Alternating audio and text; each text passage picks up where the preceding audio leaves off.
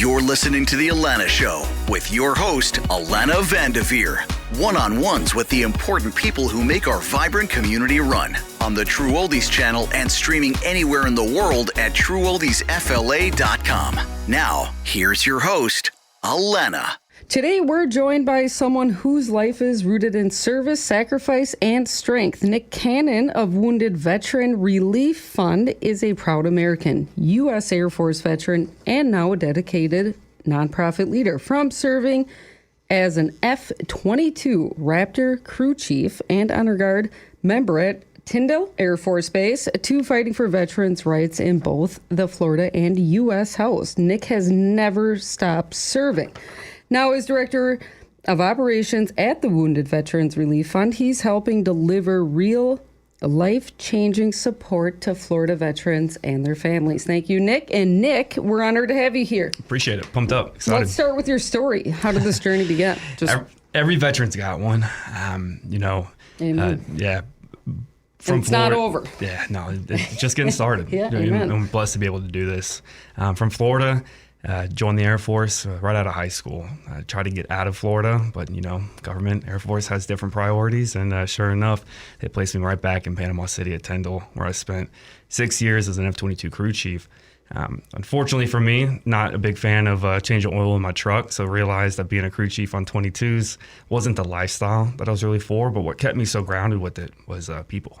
People first, mission always. I love that. So it sounds like God had a plan, not Florida or the Air Force. That's it. It's right here in this very moment.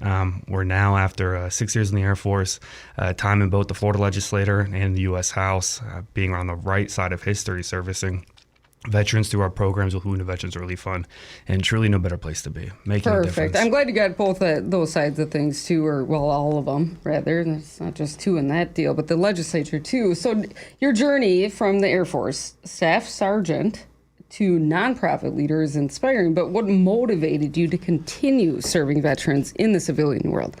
For many veterans, you get out, and I talk to thousands every single year, and it seems as if most of us have the same type of story. Mm-hmm. You sign up for the military to defend your country, and you get out, and there's just much of a salute and a thank you and best of luck. And then you get out. I'm not going to freak out. But it's the truth. It is very much so, but it makes me upset. Go ahead. Yeah, and you come out on the other side of the gate, and you just really don't know what's next. Well, right? How do you see that type of, I don't want to jump into too soon. How do you see that world and then come back and then just, into a civilian life? And it should not be thought that would be okay. But from the general public, but it's how do they know? So let's make them understand that that's just not a... It's a different concept because the general public believes, you served your country, you get out, you're going to get a good job. But then the military member gets out and you start applying for jobs. A good job. You should enjoy America. That'd be the first part. But again, with skyrocketing prices from everywhere. But you get out and you have these high expectations. I just don't think they're allocating funds properly. It never stops. Yeah. But you have these expectations, and it's not parades in the streets or medals or awards. It's just hoping that you can get connected with a good, purposeful job that we can continue serving, whether it's private business, nonprofit, teachers, as you welders, see fit, anything. But you should have the ability to kind of step back and enjoy or even process what you've been through without feeling like you're given some sort of welfare or anything, because it's not. You're coming back to America to enjoy it. Whether you want to go up in the woods and hang out until you come back and go into the legislature or whatever, serve and share like Nick is doing. So let's just continue with that. Let's not jump the gun. Yeah, no, we'll get there. We'll get there. Yeah. But after I got out, roughly 2018, 2019, got involved in politics. I wanted to understand what the other side, the government can send us to war, but unfortunately, so many of us don't understand what we're fighting for. And then we come back, and so many go homeless. So many can't, like what WVRF does of providing dental care for veterans that aren't qualified. There's all of these lapses. And unfortunately, these lapses aren't being taken care of, which ultimately stems down to an insane crisis, again, that nobody's talking about, down to veteran suicide. Veterans face a difficult transition back into civilian life, which is completely understandable, rationally. But how did your own experience influence the work you do today at the Wounded Veterans Relief Fund? Yeah, again, like many veterans, you just lose purpose. You lose purpose and you kind of forget what your mentality was, and you get stuck into situations, whether it's drug, alcohol, anything under the sun, and you forget. Being down that road personally, I've seen it, and I deal with veterans constantly, daily, that are unfortunately going through that same path. But it's finding that purpose again. Thank God. Thank God you said that too. Thank you for doing that. Yep. Absolutely. Thank God I was blessed with a beautiful baby girl, Stella. Amen. Yeah, she came into my life very unexpectedly, but that was that accountability that I needed so much to be able to get me back up and go from wanting to forget who I was currently to being the person that I knew that she needed to be for her dad, which ultimately led to my role in the U.S. Congress. Awesome. Cute. So like under your leadership, WVRF, as I'll refer to it moving forward, has distributed over $1.7 million this year alone. What are some of the most urgent needs you're seeing among veterans today? Yeah, so last year we did $1.78 million directly back to veterans through both our urgent financial assistance, paying for veterans' mortgage, rent, utility, water, electric, sewage, gas, auto payments, insurance payments, as well as temporary child care for those that are seeking better employment. Our dental program alone, we did $1 million, servicing 234 through both programs, 1,324 veterans and their families as a whole. This year, we're going for bigger. Every single year, bigger, bigger, bigger. We have already allocated and spent over $1 million, actually $1.3 million back directly to veterans through both programs. And the most important aspect and way that WVRF is gearing up is tackling the crisis that's happening for veterans' dental care. Okay, I was just about to say, I've never met anybody that talks as fast as me, but let's see. I mean, there's AI, but I don't know their intentions, with good intentions. We'll see. So the critical, you have good intentions, AI doesn't. Yeah, so the critical, that's hilarious. So the critical dentist assistance program, you brought up dental, has grown tremendously, thanks in part to a major grant. Why is dental care such a crucial and often overlooked need for veterans? And what's your story on that? Think about it. You have a root canal, right? It hurts. But $350 while rent's going up, your mortgage bills are going up, gas is going up, property taxes, insurance is going up. And again, you have a husband, a wife, kids. You have different priorities that take precedence over that root canal. So you push it off. You push it off. You push it off. Again, the veterans... That can be really toxic, yeah. Exactly. Yeah. And the veterans that are being serviced by our dental program already are not being taken care of through the VA dental care.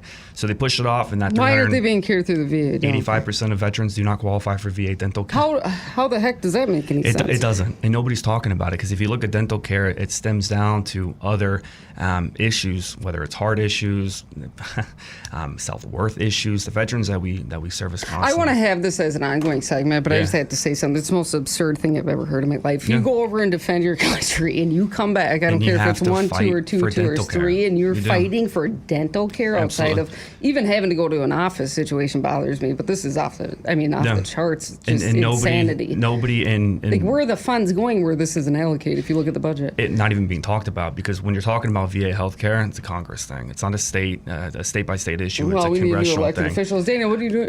Daniel. Daniel, don't cut that. Nick, what are you doing in 2026? Yeah, that's the conversation for a different day, but we'll get there. I know. Okay, I knew I shouldn't go down that road. No, it's all good. Yeah, because you see what's happening, both at the state side and the state of Florida through the Florida Veterans Foundation. Huge shout out to them. This year, they allocated $400,000 for Wounded Veterans Relief Fund and other nonprofits to be able to service veterans. But the issue is that it's not a Florida issue. This is a federal issue. Yeah, it's but Florida is taking a step in the right direction to help nonprofits out to be able to service veterans for this need. So it's been able to be a lifeline for WVRF to be able to service more veterans. Last year we did $1 million alone. Just in dental, the undiscounted cost, because of our amazing partners, over 300 in the entire state, growing every single day. Undiscounted was $2.2 million. See, I don't know why you freaked out. I'm already catching on. So this is why we do nonprofits and passionate people doing things and get the government out of it. There's no bureaucracy. There's no red tape. There's no bureaucracy. It just gets to the point and gets it done. Thank you for doing what you're doing. Yeah. That's why you're on the Alana show. Slow down, Alana. Jeez. But we have to. Thank you. So we're grateful for Florida being able to step up, being champion for veterans. But really, it's a congressional thing. In my time, both in D.C. here in the district serving, it's not being spoken about, even in House Veterans Affairs committees. The individuals that's priority is to take care of veterans. They're not talking about it. They're worried about issues that, unfortunately, we can't solve, especially issues that are going overseas. I don't want to get involved into the conflicts that we're being involved with, but I'll give you an example. Before I took my role with Wounded Veterans Relief Fund, I did a little grant searching to seeing what the federal government was going to be allocating. Yeah. The only veteran grant that was being allocated for veterans was, and probably going to upset a lot of people listening to this right now, yourself and that's right. We're working on it. Go ahead. And myself included, was Ukrainian aid for veterans of the Ukrainian military to reintegrate back into Ukrainian society. Stop, Nick. No, yeah, keep going. But that's where our money's going to. That's where you and our taxpayer dollars are going. But on the flip side, at least once a week, I spend my time not only raising money, but picking up a 101-year-old World War II veteran, Richard Rossi. Richard Rossi served his country, 4 Bronze Stars, a French Legion of Honor Medal, fought Nazis. You should have brought him with you. I have a picture of him in my pocket. Richard Rossi fought for his country, won a war. Amongst other individuals, his best friend Bob, that unfortunately passed away while fighting. Richard Rossi comes back decades later. I meet him, had the opportunity to spin a car ride with him and talking about our programs. And Richard said, "Wow, you guys do dental?" I said, "Yes, sir, we do. 100% free to the veterans, both programs." And he said, "Wow, I need teeth." And I looked at his mouth. He had 2 bottom teeth, a partial on top, and a few missing other teeth, and those that needed root canals, cavities. I want him caps, having 100 pairs on a shelf everything. to pick up. For the past 10 years, Richard couldn't get dental care, so he just didn't. His quality of life, his eating habits, everything were falling apart. But this one moment I had to give Richard Rossi, World War II veteran, an opportunity to get new teeth. So what did we do? We put him in our dental program, talked to my team, got him connected to USA Dental down in Port St. Lucie, Dr. RT, we love you. And at that point, I show up to Richard's house, I pick him up, I deadlift him into my truck, and I drive him to each appointment that he has. I somehow was like off the charts upset to like, you know what? The nonprofit's way better. Let's just go this route. It makes fantastic. Sense. It makes sense. It makes way more sense. You want to have an idea to help veterans long term? It's the VA school right now. Yeah. Is to allocate you do more the money Wounded for Veteran Relief Fund. That's it. That way, because where can they find you? Is there a website? Yeah, Say your website. WVRF.org. Perfect. I love it. It's just too easy. More on this story. Yeah, keep going. Yeah. So sure enough, Richard Rossi, an amazing individual, on his second dental appointment for his cleaning, I had my daughter Stella with me, so I threw her in the back, and Cute. Richard was there too. That's huge and for her. It was beautiful. Stella's really into the Moana scene right now, singing all the songs. So Richard and her just started singing together, and I'm driving down the road to the dentist's office to USA Dental, and I'm bawling my eyes out to see something so memorable. A World War II veteran and my daughter who's 2 years just got goosebumps and then almost started here. But that's the testament of what Wounded Veterans Relief Fund does every single day for our veterans. That's what we do. We save lives. We save veterans' lives. Yes, through either mortgage or rent, utility, water, electric, sewage, and also dental care, because nobody's talking about it. Nobody's talking about these needs, but yet veterans are suffering and ultimately veterans are dying. That's incredible that you're doing that. And again, I don't apologize, but I find it profound that I got that upset. And then it's like, you know what, but here's a solution sitting right in front of you. Yeah. So be quiet. And that's what we found. I mean, then what you're doing is incredible. We started our dental program back in 2020, 2021. We had a veteran that came through our office and said, "Hey, I need dental help." And we go, and how is that structured? So you take the funds, do you have set up dentists for that? We do. Good. Yeah, so we had a veteran that came in. We said, okay, maybe we can find a dentist that could help you out. So we found a dentist in West Palm. Said, all right, great. All of our payments go directly to the creditor. So we're not giving checks to veterans. We're paying the creditors directly. If you owe FP&L a light bill, we pay FP&L directly. If you owe a dentist, we pay the dentist directly. So then we got connected with that dentist, said, hey, great. We said, maybe this is a good idea. Other organizations provide urgent financial assistance. Nobody in the country is doing dental, not at the rate that we're doing it. So what happens? Great idea. We then started cold calling other dentists throughout the state. Tammy Martin, along with Jade, started building our dental program, a fee schedule. So roughly 40 to 60% off the normal rate that they would charge. They sign on to our discounted rates. That way we can provide more assistance to veterans while saving additional money to then help more veterans out in the long run. Again, the undiscounted cost last year alone was $2.2 million. The amount of money that WVRF spent was $1 million, servicing 234 veterans. That's huge. Repeat that. And so you encourage people to sign up with you, and then obviously we encourage people to support. Absolutely. Donation. Donations are huge, and it sounds like you're doing an effective job, which is kind of the only thing we have on the Alana show. No, and that's it. And it's your passion, too, which is huge. I don't even know the numbers. So kind of reiterate, where can people go to donate or, give to Wounded Veteran Relief Fund, and then kind of how people can sign up for this. WV as in Victor, R as in Ralph, F as in Frank.org, WVRF.org. We're really pushing for reoccurring giving. If you can give $5 a month, $2 a month, $10 a month, whatever you're comfortable doing, this money is directly affecting Florida veterans in a time that's needed more than ever. Amen. Perfect. And I would love to have Rich on, right? Was it Rich? Richard, Did you go by Richard or Richard? Yeah, I'll throw him in the truck and we'll take a little car ride. Yes, log in. Daniel, you're going to have to set that up. So we've worked in both state and federal government as a legislative aide and veterans officer. What did you learn from, what did you learn from those roles about the system and where it falls short? Yeah, so the first time around, I worked for Representative Mike Caruso, Republican, serving in the Florida House. Nice. Had no experience other than 12 days of campaigning for him. Offered me the legislative aide job on election night. That fell into the recount back in 2018. Again, eye-opening, but that was nuts. It was wild. We handled that real. Did you? No, we didn't. I mean, the state is DeSantis did. Yeah, it worked out. It worked what's her out name? well. Wendy Lane. Yeah, the whole. I mean, you look at the other. Keep going. Yeah, we can get into it. Yeah, we but no, it was good. And I was No. able to go back to Tallahassee, understand the inner workings, and it was true constituent care. When you're elected to office, it's not a Republican or a Democrat issue. It's a constituent issue. So it doesn't matter who you voted for. If you have an issue, you go to these members to get help. The state side, you're working with state government, state agencies. That was a great, I call it the minor leagues of government, trying to understand and figure out the bureaucracy, right? If you have a problem, the right people to talk to, the liaisons, the agencies to be able to get these problems taken care of. I spent a year doing that and decided that was enough. Time to get out.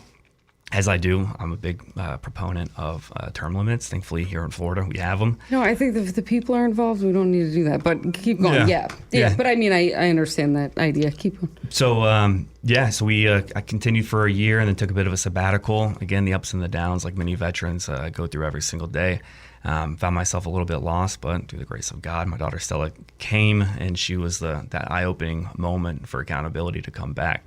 So I decided to do a little bit of job searching through Congress. There was a role called the Green and Gold program that allows veterans that are interested in government to have a position with members of House throughout the entire country. So I applied for a role in the 20th district, which is a Democrat office, and they offered me the position. I said, "Have you guys seen my resume?" And they weren't too bothered by it, and I thought it'd be a good chance to see how both sides work. How both Republicans and Democrats work, hopefully, in the better interest of the American people and the districts and the constituents that they work for. So I spent a year in both D.C., here in the district, working at the major league levels, working with government agencies, VA, IRS, Social Security, Passport, all you can think of, and then understanding the differences and how to effectively and quickly get these issues leveled up. That way you can get them taken care of immediately, because anything in government, VA specific, veterans benefits, all of the above takes time. It takes time, but they pass stuff so quickly, nothing makes sense about it. It's just in the allocation of funds, it just seems even more absurd than ever. It's unbelievable. I mean, which is why I encourage, we had John Rourke on, he's doing that type of deal, your deal. It's nonprofits is where it's at. I mean, you can cut bureaucracy. You got to cut bureaucracy. It's not action. even an option. Yeah. That's the only way you can really move forward. And then you have people that are passionate about what they're doing. And I always said that in general, but thank you, because you're like real life person. That makes sense, where it's not like, oh, that's like a dream world. No, people like you exist, and they're able to do it, and they shall do it. They should quickly and effectively. Yeah, because the individuals, and it's overseen better too. Anyway, keep going. The individuals that are coming, both whether you're calling a congressional office, a state office, or a nonprofit, they're already in crisis, right? If for us, it's your eviction's already on your door. You've already been overdue months, so you're coming to us asking for help. Our ability to be able to get you into our programs and application, review your bank statements to make sure that you're qualified and able we'll make payment sometimes in the same day. We can call FP&L and get your lights turned on this same day. I almost like that better, that you as a military person is helping military people, like in those situations, as opposed to the government pretending they care. Because you don't know who's going to come into office. They never saw war. They don't know what's going on. They don't care. They don't understand that sacrifice. I'll give you another example. Yeah. There's an individual that called the congressional office at 4:47 on a Friday. You know what happens at 4:47 on a Friday in government? Nothing. This individual wanted to commit suicide at that very moment right there. Thankfully, for an individual calling me personally, I'm not just going to say, sorry, I can't help you, call back Monday, especially in that crisis. No, you would never. No. So gave my cell phone number. We contacted until I was able to get him admitted to the ER. He got admitted to the ER, and then I lost contact with him because he was put into a mental room, to say the less. Suicide ideology, making sure that he was getting taken care of. Lost contact with him on Saturday, but at least I knew that he was there. That Monday, I called the VA and I was trying to get in contact with him again because they took his phone, they took he was homeless, a drug addict, every check mark you can think of. But regardless of what you're going through, it doesn't mean probably gonna fly highest. Keep going. Whatever you're going through, it doesn't mean that I can't help you. Amen. So called the VA. Unfortunately, they wouldn't talk to me. I said, okay, well, I have a piece of paper, congressional release form that allows me to advocate for the veteran at that point. So what I did, I got in my car and I drove over there.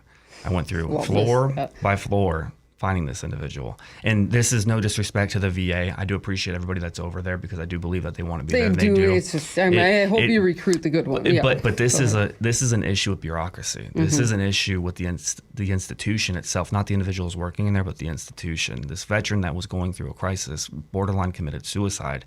Now me trying to advocate to make sure that he's being taken care of, they weren't having it. So finally I was able to more or less corner one of the doctors and said, hey, sir, I'm looking for this individual. I have this paperwork right here that allows me legally to advocate for him to make sure he's doing okay. And he said, no problem. I know where he's at. So he walked to the room, knocked on the door, said, hey, I have Mr. Nick over here. Is that okay if he comes talk to you? So I walked into his room and I sat there for about 4 or 5 hours and we just talked. After that conversation, I was able to connect with other friends in Riviera Beach to find him a temporary housing as well as a job. And we were able to get him back on track just because of that step forward.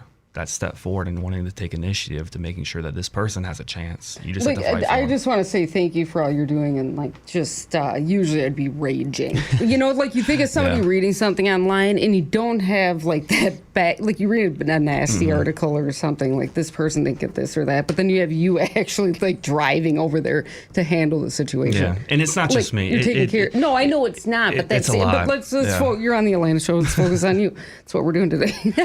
And thank you. Yeah, there's definitely enough here, and I appreciate actually you even saying that goes further to show just how much of a public servant you are. So, as a leader, father, and veteran, what keeps you grounded and what drives you to keep pushing forward even on tough days? People. I'm part of another organization as a mentor called Operation 300. And what we do is we mentor children that lost their fathers, founded by Tara and Adam and Billy and Karen Vaughn. Their son passed away, Aaron, actually, I believe it was yesterday, through a mission. Oh, I'm sorry. Through a mission. They lost a lot of SEALs that day and ultimately left with children without their father. So they started a camp called Camp Valor. And what we do is we bring kids throughout the entire country, aged 8 to 18, to do fatherly activities. So I believe it's 6 times a year, we bring these children in. We go shooting, fishing, archery, all of the above, and give these kids a chance. And every kid that I have the opportunity to mentor, I have them sign my hat. I was going to say you're signing this hat that you gave me. Thank you, by the way. and I have them sign that hat. Those kids, my daughter Stella, first and foremost. The veterans that we see, my amazing team at Wounded Veterans Relief Fund, just people. That was something that I focused a lot on the military. I was a good crew chief. Wasn't the best, but was able to put safe. I wouldn't go. You got to quit doing that though. Safe planes up in the sky. No issues, thank God. But what I love so much about the military was the people. You take care of people, the mission will always be done. But unfortunately, so often, especially in the maintenance career, people were always kind of whether looked down on or treated poorly. Good luck eating lunch, good luck eating dinner. It was cutthroat constantly. And I never understood that. So by the time I was able to make staff and make rank and have troops under me, that was always the most important thing, because when it comes to that time where you have to ask them to do impossible things, if you take care of them, you have that rapport with them, then they'll do that. Vice versa, you see just the world itself. People sometimes just don't look at other people. They don't seem to care. You have veterans that are homeless. You have veterans that are legitimately committing suicide. I wear 22 a day on my wrist every single day based off of the veteran suicide rate. This number is actually... Well, it's profound. I just never understood any people that did several, tours in the Marines. They did sniper duties with like the president, and they taught me like young. They're like, you don't think of politics when you think of that. You think of your country first. You defend that, and then the God aspect, like they went out there and do that. They come back. It's like you want them to go sit at a desk, and we can get into this later. But what I realize, even just talking to you here today, is, you don't bring the government, you don't bring in people that don't understand that concept, but you do need to support them 120%. You do. You think you're like, they came back, enjoy the country that you just fought for. That's how I look at it. But you run around, just going to a desk job or doing anything that you're not passionate about, and thank you for what you're doing, but I think it's a good testament. And leadership is saying, this is something you can do when you get back. It's still service, but it's here at home. So thank you for that. Yeah, absolutely. I didn't mean to go off on a tangent. It's not really, but we're going to continue. This is a new segment as well. Yeah, we got a bunch of new ones today. Oh, yeah. Oh, my goodness. You're great. All right. So what advice do you have for fellow veterans looking to find purpose after the military? A lot of individuals, myself included, you get out of the military, and I threw a lot of stuff away. I was done with it. I wanted to get, that next chapter of my life started, and I just disconnected from it. Then I got involved in politics, and unfortunately, just through the civilian world, people just don't get it. And it's not a diss or any sort of disrespect to anybody. I know what you're saying. It's just the truth of it. They don't understand, and they have a perception of what the military is like and what it's like for veterans that get out, but don't understand the follow through that happens, right? But it's almost like a more prestigious group. And I don't know why it's not looked at that way. You should be. It is, though. It's hard. Not to say men it's gentlemen that go out to. Anyway, it's everybody. Yeah, exactly. It's truly everybody. Yeah, but it's keep yeah. going. So you kind of lose that purpose when you're in the military. You get told what time to show up. You get told what to wear. You get told what to eat. You get told what to do. And again, for most of us, the discipline is amazing. That's that way of life, and this is what you signed up for. It's a volunteer. This group's a volunteer. This era of war fighters are volunteers. And again, you kind of disassociate yourself from that military life, but when you take yourself out of that community, unfortunately, when things get a little bit harder, you need that community to go back to. And the military community, the veteran community, is a strong one. There is no better, respectfully, there is no better community than a veteran community, because it's not based off of race, religion, what you eat for dinner. It's not based off of any of that. It's just based off of a brother and a sisterhood of individuals that fight for each other. Ladies and gentlemen, yeah. That's it. That's fight for each other. So then fast forward, you go through these difficult times. It's good. And together, yeah. Yeah, and together, to be able to come back and have brothers and sisters that know what it's like to experience the types of things that you went through yourself. It's like John 15:13. Greater love has no one than this, to lay down one's life for one's friend. Yeah, exactly. You're on a mission. Keep going. So you're able to, the veteran community, again, just the point that we're going after, it's important to keep track of, right? Whether it's the American Legions, veteran nonprofits that you want to get to, or anything that's near and dear to your heart, associate yourself. That way you have that sense of community. People are distracted these days. It's just the truth. I know everybody will look on their phones. So a more veteran community. Yeah, absolutely. Just forget about everybody else. You already fought for them. I was kidding. No, I can't say that. That sounds, well, it's the Alana show. I can say it. Say whatever you want. Yeah, exactly. Yeah. No, within reason. I meant it, though. You've taught me a lot just sitting here. It went from upset to thank you for what you're doing, and let's keep going. That's why I look at politics, too. A good friend of mine, Charisma Adams, who I was able to work with when I was still working in the House. You can control what you can control, and you can influence what you can influence. If it's outside of that scope, don't worry about it. Don't touch it. Don't touch it. Don't worry about it. What's happening in D.C. and sometimes the Florida legislature. Start at home. All service is local. That's until you it. get overseas. I want to say, it's still the same thing, though. 8,000 nonprofits here in Palm Beach County alone, which is a lot. And true and near to my South heart. Florida is amazing. It is, and they're all making great strides to be able to be an effective part of the community and make a difference in these lives. What Wounded Veterans Relief Fund is doing, just not only here in Palm Beach County, but the entire state of Florida. Again, that dental aspect. People don't know, like if you have a tooth like that and stuff, like it can be very detrimental to your mindset, everything. Like your whole is toxic. Yeah. And I'm not a dentist, and I can pretend to be for a minute I agree with you. But Nick, I have to say you're more than welcome to come back, and I do want you to sign my hat. Please. Thank you. I appreciate that. And then Nick, your story reminds us that service doesn't end with the uniform. It continues through leadership, community, and family. You've turned your mission outward, lifting up veterans while building a life rooted in purpose. If we truly honor our heroes, we need to prove it with action. For those returning from 3 or more tours, or maybe it's time we offer the choice to just kind of rest, reconnect with their families, and reset without the pressure of jumping back into the workforce or doing anything that's not relevant to them. But that's not, it's not a handout, it's humanity, but more important to continue public service, or what would you call that, a servant's heart?